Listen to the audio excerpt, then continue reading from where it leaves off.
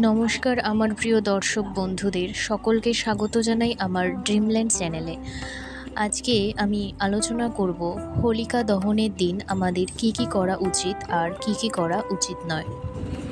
আমাদের দেশে ফাল্গুন মাসের পূর্ণিমা তিথিতে দোল পূর্ণিমা পালন করা হয়, কিন্তু এই হোলির একদিন আগে হোলিকা দহন করা হয়। হোলিকা ছিলেন দৈত্যরাজ কশ্যপের বোন। হোলিকা ভগবান বিষ্ণুর পরম ভক্ত প্রহ্লাদকে নিয়ে আগুনের উপর বসেছিলেন, যাতে প্রহ্লাদ আগুনে পুড়ে যায়, কিন্তু তার বদলে সেই রাক্ষসী নিজেই আগুনে পুড়ে ছাই হয়ে যায়, কিন্তু ভক্ত প্রহ্লাদের কোনো ক্ষতি হয়নি।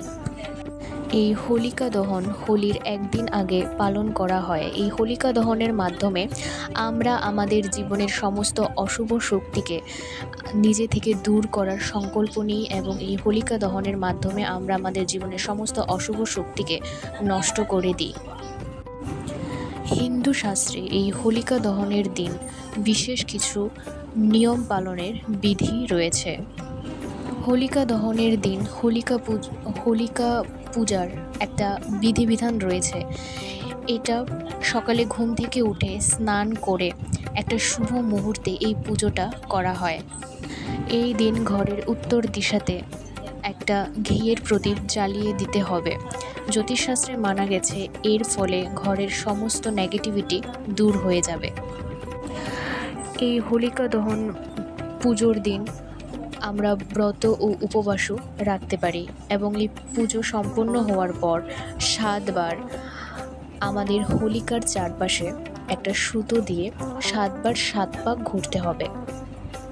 7 পাক ঘোরার পর আমরা এই হোলিকাকে আগুনে জ্বালিয়ে দিই, যার নাম হলো হোলিকা দহন, অর্থাৎ জীবনের সমস্ত অশুভ শক্তির আমরা নাশ করি।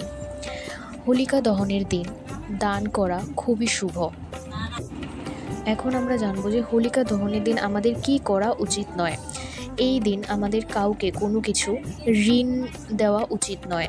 জ্যোতিষশাস্ত্র মতে কেউকে ঋণ বা ধার দিলে সেই ঘরের উন্নতি বদ্ধ হয়ে যায়, এবং ধীরে ধীরে বাস্তুদোষ ও সেই গৃহের উন্নতি বদ্ধ হয়ে অবনতির দিকে চলতে থাকে। তাই হোলিকা দহনের দিন কাউকে ঋণ বা ধার দেওয়া উচিত নয়। হোলিকা পূজার সময় সাদা ও কালো রঙের বস্ত্র পরিধান করা উচিত নয়।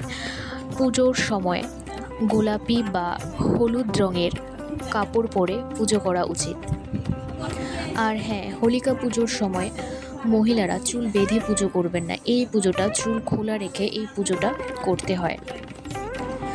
নতুন বিবাহিত দম্পতিরা হোলিকা দহনের আগুন থেকে দূরে থাকবেন। জ্যোতিষশাস্ত্রে যেসব নববিবাহিত দম্পতিরা এই আগুন দেখেন বিবাহের প্রথম বছর, তাদের জন্য দাম্পত্য জীবন খুবই অসুখের হবে। তাই হোলিকা দহনের যে আগুন, তা বিবাহিত নবদম্পতিরা দেখতে পারবেন না। এই দিন রাস্তায় পড়ে থাকা কোনো দামি জিনিস যদি পড়েও থাকে উঠাবেন না, এবং যদি কোনো পয়সা বা কোনো মোটা টাকার নোটও পড়ে থাকে তাহলে এই টাকা স্পর্শ করবেন না, কারণ এই দিন কালাজাদুর বিশ্ব ব্রহ্মাণ্ডে কালো শক্তি নেমে আসে এবং কালাজাদু ঘটার সম্ভাবনা থাকে। তাই এই হোলিকা দহনের দিন রাতে আপনারা চৌমুনিতে যাবেন না, যেখানে চৌমাথার একসাথে মিলন ঘটেছে, এই যে রাস্তাটা চারদিক থেকে এসেছে, সেইখানে একা একা কখনোই যাবেন না, বিশেষ করে হোলিকা দহনের দিন, কারণ এই দিন অনেক অশুভ ঘটনা ঘটতে পারে আপনার সাথে। তাই এই দিন সাবধানে থাকবেন, এবং হোলিকা দহনের মাধ্যমে আপনাদের জীবন থেকে সমস্ত অশুভ শক্তিকে আপনারা নষ্ট করে দেবেন। ভালো থাকবেন, সবাই সুস্থ থাকবেন। ধন্যবাদ।